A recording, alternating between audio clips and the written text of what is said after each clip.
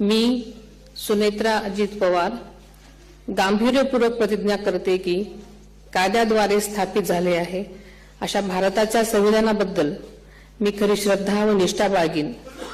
मी भारताची सार्वभौमता व एकात्मता उन्नत राखीन।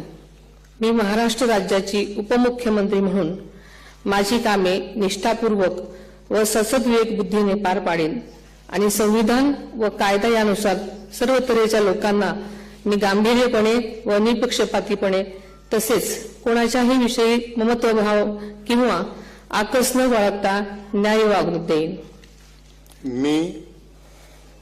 मी